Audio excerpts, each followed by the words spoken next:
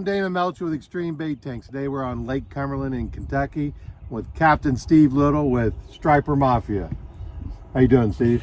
Doing good. Glad to have you here. Hey, guess what? So we got up this morning. Captain Little here brought us out. I've got some friends down from Indiana. But what I'd like to talk about is Lake Cumberland right now. What's going on? You know, you got the spawn going on. We got all this rain that's happened.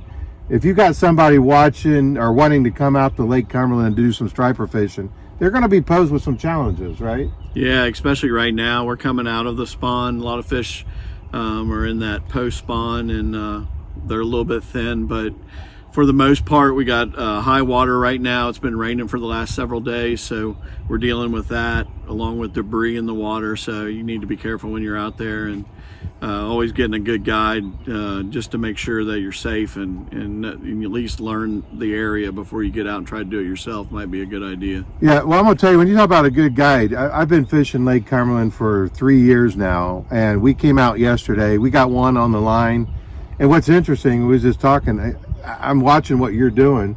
I did everything that you're doing, but we did 4 hours. We had one on the line. We didn't get it in the boat. We've been here 30 minutes. Hooked up twice, got a nice one in the boat already. So a good guide is absolutely essential if you really want to get onto some fish. But for you that wants to figure it out on your own, know somebody that you might be able to ask. But right now, Lake Cumberland, because you can catch striper here all year long. Absolutely. It's just a matter, you got to know where they are, follow the fish, depth, all that kind of stuff. Let's talk about bait. Obviously something that I'm pretty fond of, and without bait, we're not fishing, right? That's right. So I've been on your boat. When I say on your boat, X-Treme's been on your boat for, was it 2 years now? Yeah. And tell us about what it takes to get ready to go fishing.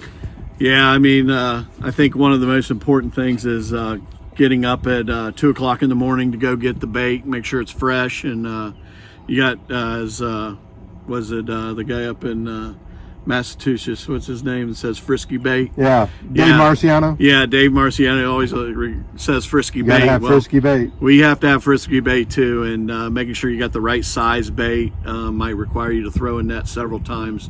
But right now, our bait situation on Lake Cumberland is really good. We're getting lots of bait.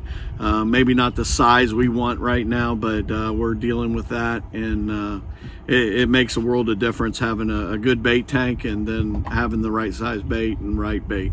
So speaking of bait, what are we using today? What are we fishing with? We're using a mixture of owlwise and threadfin. We're using some threadfin on the rods that are staying close to the top of the water, and then we're using some owlwise and run them a little bit deeper. All right, very good. Well, hey, Steve, Angler Quest. I know you've been fishing out of this boat for how many years now? This is the 4th year. All right, and give me some perks on the boat. Yeah, I mean, it's a striper killer. Pro Troll 24-foot Angler Quest Tri-Tune powered by a Suzuki 200. Get a hold of Angler Quest. Brad Dupree will help you out. He sat down with me. We laid the boat out.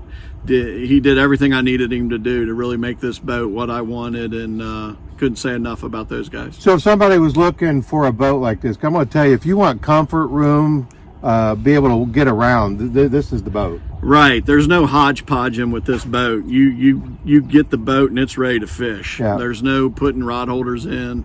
It's all there. So do they do customization? You can go in and say, I want to do this or that? You know, I was fortunate enough to work with them, and they did a lot of things for me that maybe they don't do for other people, but for myself, they worked with me, and it was a pleasure. Yeah, and I've met Brad. I mean, I'm sure he'd welcome the phone call to at least hear what your ideas are. And it reminds me of what we've created with the X-Treme, with the Build-A-Tank, because at one time, that's all we had was a tank. Now you go online and you can add your bells, features, whistles, and you're going to get to experience that here in a little bit. Steve ordered a new tank, so we're going to be able to upgrade him with drains, 110, skimmer kits, customization on the lid itself. So anything that you think you could put into a bait tank, we probably got it. But anyway, again, Steve, thank you very much for the invite down again. Looking forward to it. And until then, we hope you guys have an extreme day. Hey, Steve, let's talk bait. We were talking on Lake Cumberland. We've got threadfin and ellwise, right? Right. So you got both in the tank. Let's see. Help us understand what the difference is. Yeah, your threadfin You can see that. See how the face is kind of more like a bullet right there. Right. Your alewives will tend to stretch out just a little bit further, but the distinguishing feature on a thread fin is obviously that thread okay. All that right. comes off the back. Wow, there you go. Okay. So those are going to be your smaller bait and a little closer to the surface. Right? Yeah, yeah, that's what you're going to see underneath your light. So what you're doing with those, you're going to keep those on your shallower lines because you don't like to put them down. Yeah, we had some big ones in there this morning, and we put those on our weightless lines in the back. And your alewives are going to be your bigger bait and more of a, what I think someone said, like a tarpon mouth maybe? Yeah. But you're not going to have that rounded nose. Right. Yeah, here's an example Of a herring? of an alewife. Alewife, okay. Yeah, you can see how that lip kind of sticks out a little bit further. Don't necessarily have that thread in the back. Gotcha. So, yep. I like the alewives, just, especially like when you start fishing deep, you're going to need a bait that can handle that deep water. And Now, do you ever use gizzard shad on lake herring? I mean, on lake herring, on Lake Cumberland? yeah, if we can get them, the gizzard shad's like Kentucky gold. If you can get them, they're worth it. And it just depends maybe on different parts of the lake. Yeah, I think up on the front end, it's a little bit easier to get the gizzard shad than down here, but it's not impossible. You just got to go to the back of the creek. Gotcha. And spend time throwing them. And other than those three baits, is there anything else on Lake Cumberland for a striper? Those are what we use. Yeah, very good. Other people, you can buy shiners, sucker chubs. What. But if you can catch your bait, that's the ticket, obviously. Yeah, obviously. Yeah. No doubt. Yeah. All right, Captain, thank you much.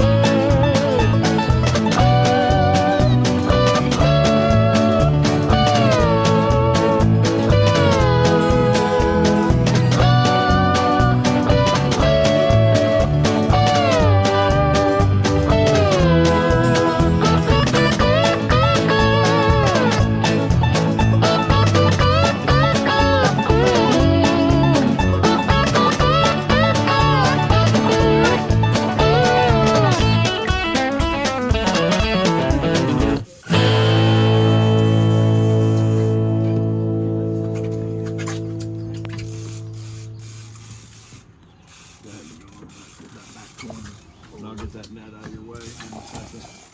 Oh yeah, keep that tip up. Don't give them no slack.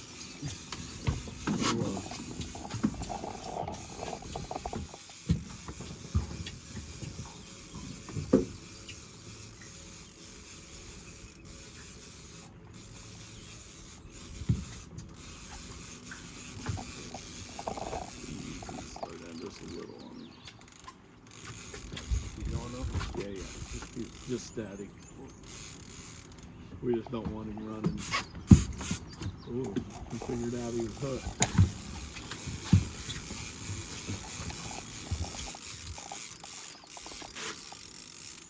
Okay, hook.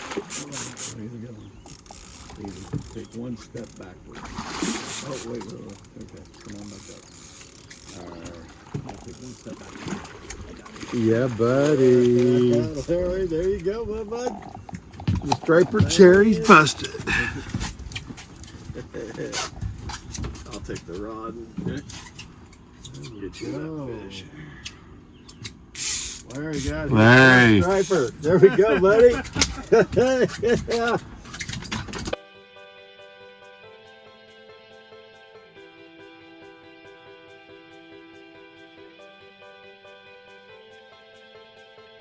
Larry KJ, Lake Cumberland. Is this your first time on a striper guide? Yes, it is. Tell me what are your thoughts? What do you think? We're gonna do this more often. It beats letting me take you out, doesn't it?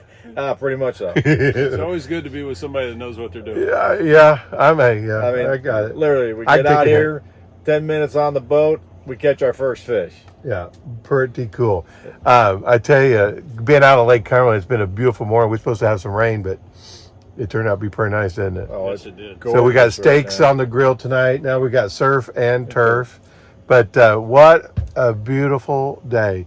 So Steve Little, Striper Mafia. You say you'll be back? Be back. If you have any friends or anybody you know that would want to go striper KJ doesn't have fishing. any friends. Oh, Steve Little, you're screwed. No referral for you. So, but if you have any friends, would you recommend them coming down and giving Steve a call? Oh, absolutely. Yeah, tell you There's what. no brainer on that one. Very good. I second and third that. There he is, Captain Steve Little, Striper Mafia. Thank you.